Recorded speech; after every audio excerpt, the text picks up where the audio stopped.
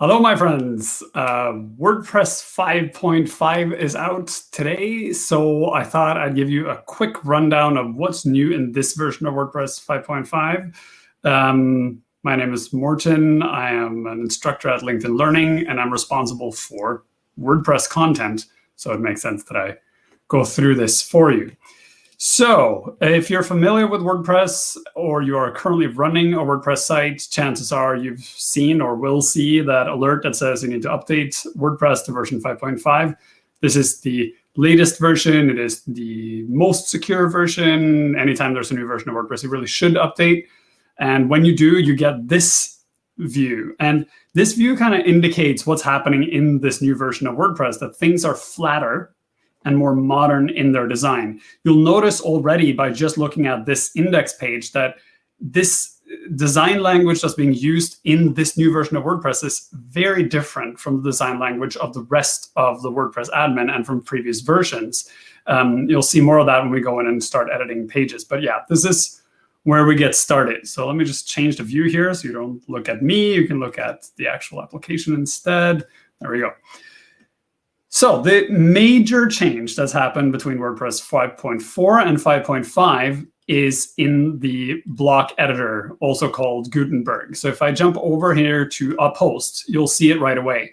So what's happened is the block editor now has a flat, high contrast design language applied to the entire editor, which also means that the block editor looks substantively different from the rest of the admin interface. You can see here, we're inside the admin interface. There's a little gray WordPress logo up in the top left-hand corner, and then some menu stuff up here. When you go into a single post, the WordPress logo is much bigger, it is darker, and everything else has changed, including even the font that's being used. You'll also notice that all the icons being used throughout the block editor have been updated. They've actually been updated between 5.4 and 5.5, so it's all new icons, and everything is different. Working with this, you'll quickly see that things are different. By the way, if you first updated from, let's say, WordPress 5.5 to 5.3 to 5.4 and then to 5.5, there's a chance you have the sidebar appearing on the right-hand side by default. The new default is for that sidebar to not appear. So when you go into a post for the first time in a fresh install of WordPress, you get what you see here, which is a full page display without any tools. To get to those tools, you then have to click on this cog wheel up in the right-hand corner. This displays the document context and the block context where you can edit the content. So you can toggle that on and off. The toggle has always been there. It's just now the default is for it to be off instead of on. Like I said, this is not from 5.5. This is actually from 5.4, but it's worth mentioning. The other thing you'll notice is when you click on a block, the block toolbar now looks completely different. There used to be this gray outline showing you which block you were currently interacting with. And then the toolbar was styled to match with the original WordPress admin styles. That has all changed. When you now click on a block, you can see the toolbar appear over here, and you can hover over it to get an outline. But this is the regular focus outline, not it's not an outline that's added by the interface. I don't know how big of a fan I am of this because it's harder to see which block you're working with, but I'm sure there's a reason why they did it. I'm guessing it might have something to do with accessibility. The other thing you'll notice is the buttons are bigger. So they're physically larger and easier to click on. And like I said, all the icons have been changed. So functionality is the same, but the design language is fundamentally different from what it was before. It's entirely redesigned. You also see this if you try to add a new block. You'll notice actually there's something wrong with the styles on my page. I'm assuming that's because of my weird install, not because of the actual interface. But the add block button used to be a circle, a blue circle with a plus sign in the middle. Now it's a black square with a white plus in the middle. Again, functionality is the same, but the design language is fundamentally different. When you click on this button, you get the pop-up for the blocks. This has also been redesigned. It doesn't have rounded corners anymore. It's completely square. It has this new design language, much higher contrast. The other thing is when you click on Browse All, instead of the thing expanding, you now jump over to the left-hand side and you get the full block selector. Now, you may remember, or if you worked with 5.4, you'll know that the block selector used to be a pop-up. It is no longer a pop-up. It's a sidebar that appears anytime you click on this button up in the top left-hand corner. and it's always the same. So you can scroll up and down, you get the previews and everything. And to be fair, this is actually a much better user experience than it was before, because you're not covering content. It literally shifts all the content to the right to make space for the block toolbar. However, it's a jarring change from what it used to be. And it, again, is divorced from the original design language of both the block editor and from the rest of WordPress. You'll see more of that in a second. When we go into the block editor, you immediately notice there's a new feature here. In addition to blocks, we also have something called patterns. This is also new with 5.5. Patterns are setups of combinations of blocks, and you have a set of patterns that are already defined. You can see here we have 3 buttons and we have columns. Maybe I should try the columns one. Looks cool, right? Let's see, patterns, columns. So you get a heading and a column block. That's neat. So this is the idea, right? You say you want a specific kind of layout, and then you would go and say, let's see, choose the pattern you want. So here we have like 2 columns with images. We have a 3 bucket layout, 2 images side by side, some different things. And from what I gather, the idea is people would then develop more of these patterns. They'll probably be appended to themes, and they'll definitely come in the form of plugins that you can install. And you can also develop your own to create things. So this is kind of always been the promise of the block editor or Gutenberg, that you'd be able to have these pre-configured layouts that you could apply. So this is the next step in that evolution. So in addition to having reusable blocks and reusable block groups, you now have these patterns that you can apply.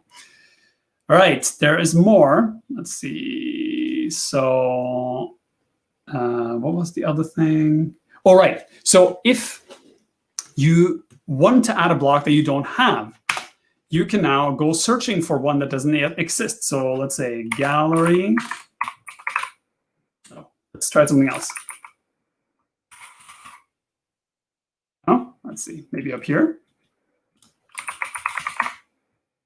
Search, search, search. Okay, so if you go to the main block scanner, you can now, or the block selector, you can now search for blocks that are not installed in your current setup, which is really interesting because it now opens this, like we already have the plugin directory and the theme directory. Now there's also a block directory where you can install blocks directly into your site without leaving the post or page you're working on. So here I search for carousel, which should give me carousels. And I can look to see, is there any, there's a product slider block, there's a pricing table, Kona gallery block, and a slide. So let's just add the slide one.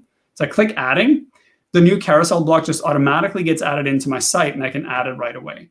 So I have no idea how this block actually works. But it's there, and I can use it for something, I guess, if I can figure out how it works. But this is the idea, and you can see in the future we will have a myriad of new blocks that are created and put into the block directory, so people can install new blocks. Now, if you've been following me for the past several years, and I've been talking about Gutenberg, there's great stuff in this that we now have the ability to create blocks. However, there's also a huge risk involved with this, because you can imagine when we now have an entire marketplace for blocks, everyone will try to make a block that will be more popular than the other blocks. And that means we'll have a million different blocks that try to do the same thing. And figuring out which block will be the best one for your use will be even more challenging than it has been before. It'll be just like which form plugin is the best for your site. So when installing blocks, make sure you read the reviews, make sure you read the star ratings, and figure out if this is actually a block you need. Because the reality is the blocks that come pre-configured with WordPress are extensive and pretty much cover every need. Anything you add in addition should probably be an extension of some other plugin you're using or some special case that you're working with.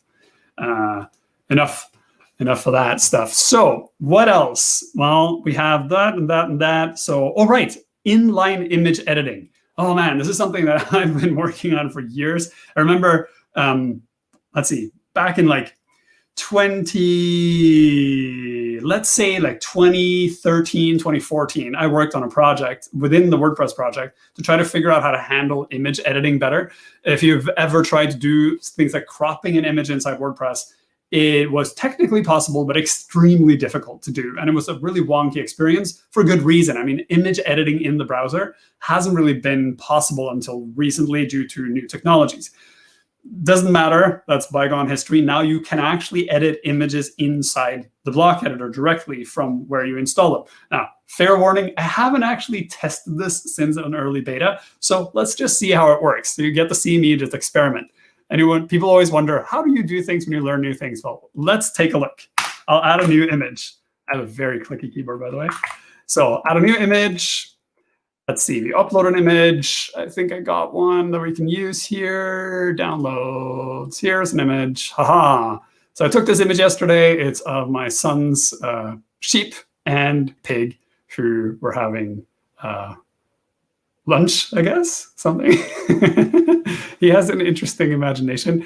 So this is sheep and May, the pig, and they're going on a camping trip and they're having lunch. I want to crop this image. So of course we can do the standard stuff. So we can resize it. We can set the alignment of it just like before. So like you can do all the stuff that you've always been able to do. That is not what I want right now though. I want to crop this image. So I'll click the crop button. Let's see, how does this cropping work?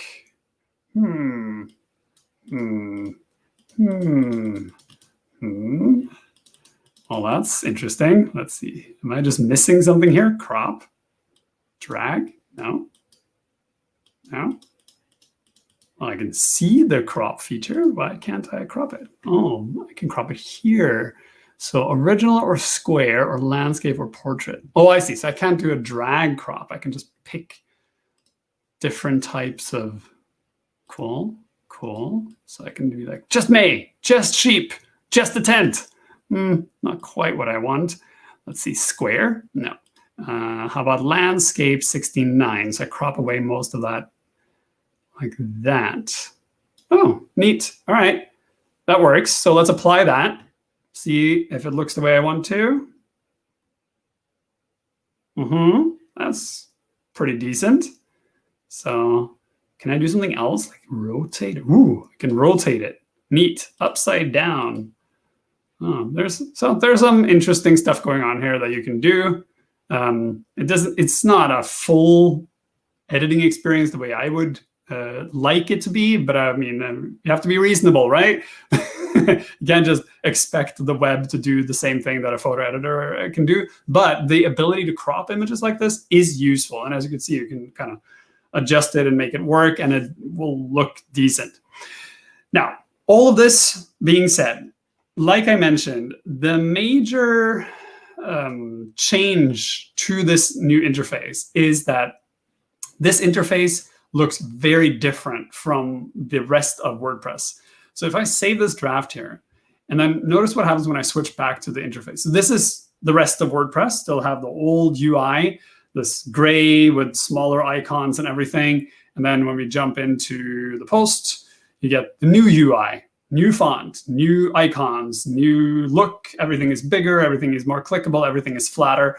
And this is going to be quite jarring for people, which is why I'm emphasizing it so much. Because what often happens is when people see something like this, where there's a very, very distinct difference between looks within an application, they think something must have gone wrong. Either something went wrong in the install, or my site got hacked, or something like that. Just be advised, this is what it's supposed to look like now. So that's pretty much where we are. My assumption is that this is the first stage of redesigning the entire WordPress admin UI. So I expect that this new design language will migrate out of the block editor and into the rest of the admin UI. I know there's been a lot of talk of changing the entire UI to make it work better, but I'm not privy to exactly what's happening around that.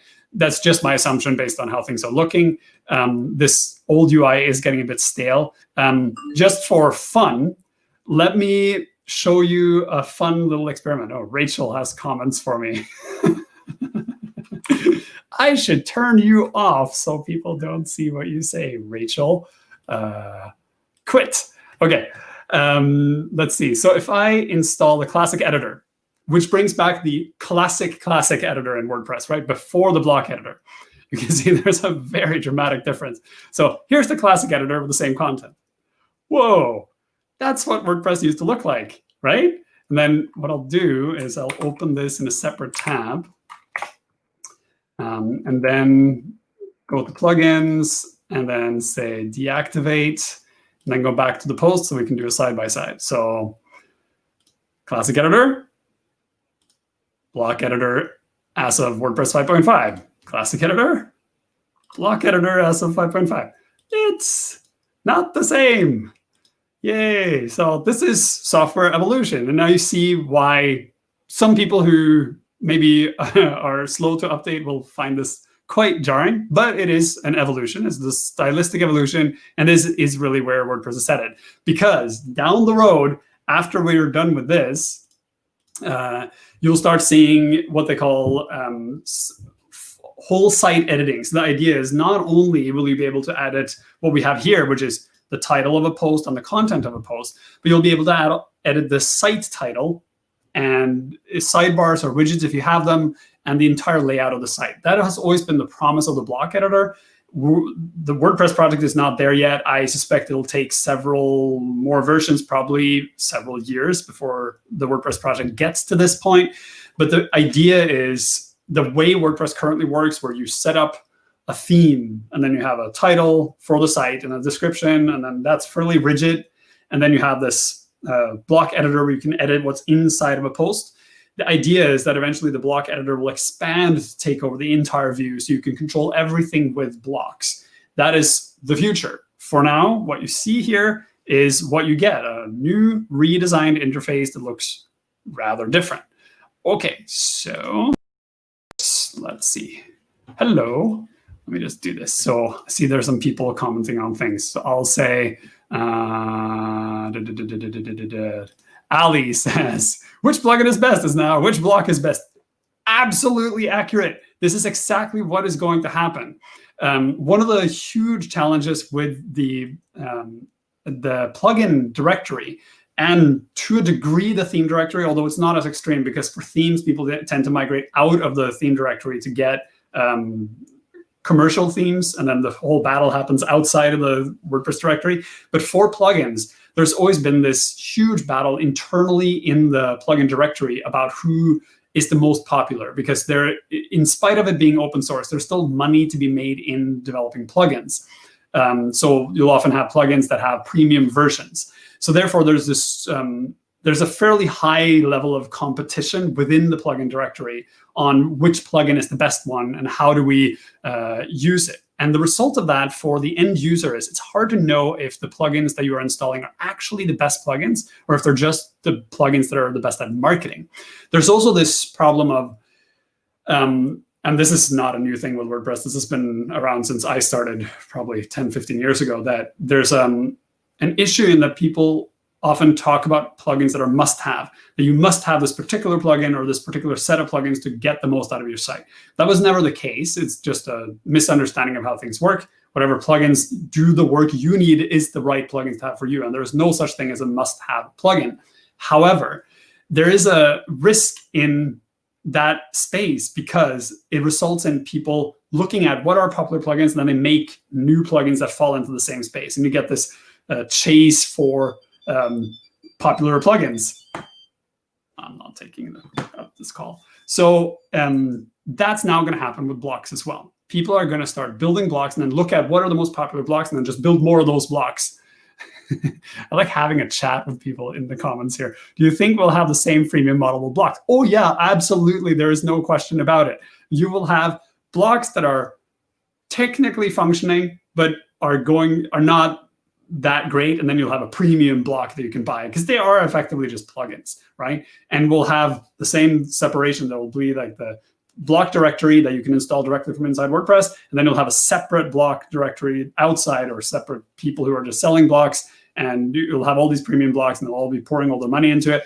I suspect that a lot of the plugin developers will be shifting over to developing blocks instead, because as you can see, the block marketplace exists inside the post or page, right when people are making content. So they would literally go, blah, blah, blah, blah, blah. I need a cool image slider, pop, whatever shows up at the top is the one they're going to use. And then more likely than not, we'll end up having a situation where people have different posts that use different image sliders because they'll forget that they installed one, and then they'll install another one, and they'll have like 17 different image sliders installed, which is not great, but that's a marketplace, right? So that's how it works.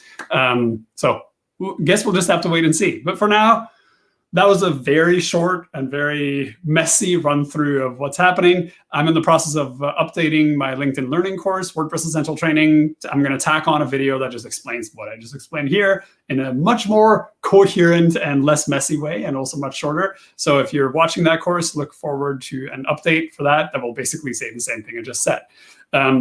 All of that said, there's also a bunch of under the covers type updates. So there's a bunch of stuff for developers. The block editor keeps evolving all the time. There's a huge number of changes and everything. But for the end user, the people who use WordPress to publish content, what you saw here are the major updates to 5.5. Cool. All right. Signing off. Have a good rest of the day.